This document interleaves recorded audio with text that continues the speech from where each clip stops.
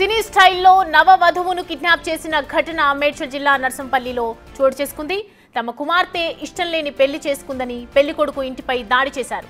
కారులో వచ్చి మరీ కిడ్నాప్ చేశారు. తమ కుమార్తెను బలవంతంగా పెళ్లి చేసుకున్నాడని ఆరోపిస్తున్నారు. కిడ్నాప్ సందర్భంగా రెండు కుటుంబాల మధ్య ఘర్షణ చోటు చేసుకుంది. పెళ్లి కొడుకు ఫిర్యాదుతో నవవధువు కుటుంబ సభ్యులపై కిడ్నాప్ కేసు నమోదు చేశారు కీసర పోలీసులు.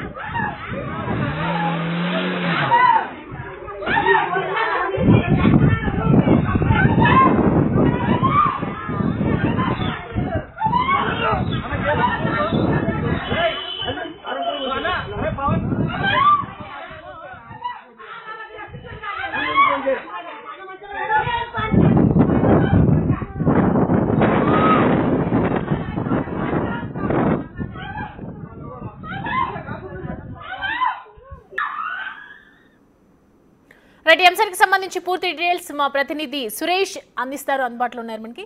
సురేష్, ఒకవైపు చూస్తుంటే అమ్మాయికి ఇష్టం లేకుండా బలవంతంగానే తీసుకెళ్తున్నట్లు కనిపిస్తోంది, మరోవైపు ఏమో వాళ్ళ కూతురికి ఇష్టం లేదని చెప్తూ ఉన్నారు.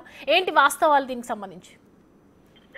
కీసర పోలీస్ స్టేషన్ పరిధిలో ఉన్నటువంటి నర్సంపల్లి గ్రామంలో ఈ ఘటన చోటు చేసుకుంది.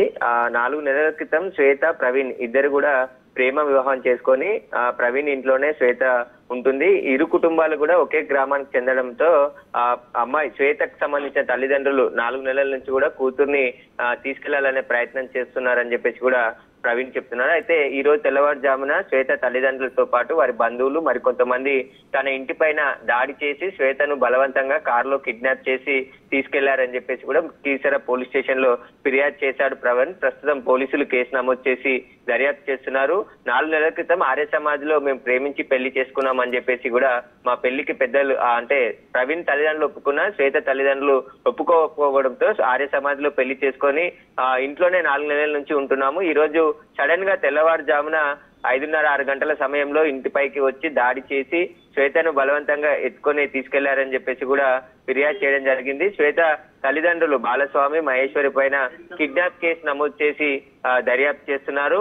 ఎక్కడికి తీసుకెళ్లారు శ్వేతను అనే దానికి సంబంధించి పోలీసులు ఆరా తీస్తున్నారు. వారు ఒకే గ్రామానికి చెందడంతో అక్కడ గ్రామంలో మళ్ళీ ఉద్రిక్త పరిస్థితులు నెలకొనకుండా అక్కడ పోలీసులు కూడా బందోబస్తు ఏర్పాటు చేయడం జరిగింది. అక్కడ ఈ దాడి ఘటనకు సంబంధించిన దృశ్యాలన్నీ కూడా ప్రవీణ్ ఇంట్లో ఉన్నటువంటి సీసీ కెమెరాలో రికార్డ్ కావడంతో ఆ సీసీ ఫుటేజ్ అంతా కూడా పోలీసులకు అందించడం జరిగింది. సీసీ ఫుటేజ్ ఆధారంగా పోలీసులు దర్యాప్తు చేస్తున్నారు. ప్రవీణ్ ఇంటిపై దాదాపు 10-15 మంది దాడి చేసి కళ్ళల్లో కారం చల్లి కట్టెలతో మమ్మల్ని విచక్షణ రహితంగా కొట్టారని చెప్పేసి కూడా ఆయన పోలీసులకు ఫిర్యాదు చేయడం జరిగింది. అయితే పోలీసులు ప్రస్తుతం కిడ్నాప్ కేసు నమోదు చేసి దర్యాప్తు చేస్తున్నారు. ఆ శ్వేతను ఎక్కడికి తీసుకెళ్లారనే దానికి సంబంధించి ఆ దర్యాప్తు కూడా చేస్తున్నామని చెప్పేసి కీసర పోలీసులు చెప్తున్నారు. అంటే సురేష్, ఆమెకి ఇష్టం అంటే అమ్మాయి ఏం చెప్తోంది, ఇష్టం ఉందని చెప్తుందా లేదని చెప్తుంది. ఒకవైపు చూస్తుంటేనేమో చాలా బలవంతంగా వెళ్ళిపోతున్నట్లు కనిపిస్తుంది, వీళ్ళేమో అలా చెప్తూ ఉన్నారు. పోలీసులు అమ్మాయిని విచారించారా?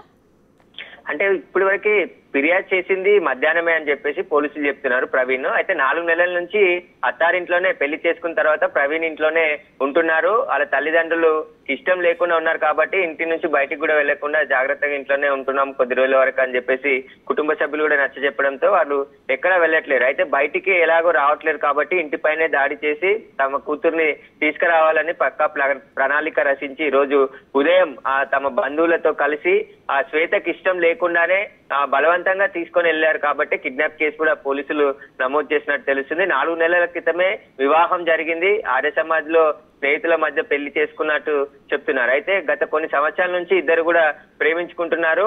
ఇద్దరు ఇంట్లో అంటే ప్రవీణ్ ఇంట్లో పెళ్లి ఒప్పుకున్నప్పటికీ శ్వేత ఇంట్లో ఒప్పుకోకపోవడంతోనే వాళ్ళు ఆర్య సమాజ్ లో పెళ్లి చేసుకొని ఊరికి వచ్చినట్టు తెలుస్తుంది. ఆ తర్వాత ఎలాగైనా శ్వేతను తీసుకెళ్లాలని చెప్పేసి రోజు ప్రయత్నిస్తున్నారు. ఆ విధంగానే ఈ రోజు కిడ్నాప్ చేసి కారులో 10 మంది వరకు వచ్చి అక్కడ మాపై దాడి చేసి తీసుకెళ్లారని చెప్పేసి కూడా ప్రవీణ్ పోలీసులకు ఫిర్యాదు చేయడం జరిగింది. ప్రస్తుతం శ్వేతను ఆ ఊరు కాకుండా పక్క ఊరికి బంధువుల ఇంటికి తీసుకెళ్లినట్టు తెలుస్తుంది. వాటికి సంబంధించిన పూర్తి వివరాలు ఆరా తీస్తున్నారు. పోలీసులు కూడా శ్వేత తల్లిదండ్రులకు ఫోన్ చేసి ఎక్కడికి తీసుకెళ్లారనే దానికి సంబంధించిన సమాచారం తెలుసుకుంటున్నారు. సోషల్ మీడియాలో కూడా ఈ సీసీ ఫుటేజ్ చక్కర్లు కొట్టడంతో పోలీసులు అప్రమత్తమై తల్లిదండ్రులు ఆ శ్వేత ఎక్కడ ఉందా అనే దానికి సంబంధించి సమాచారం తెలుసుకునే ప్రయత్నం చేస్తున్నారు.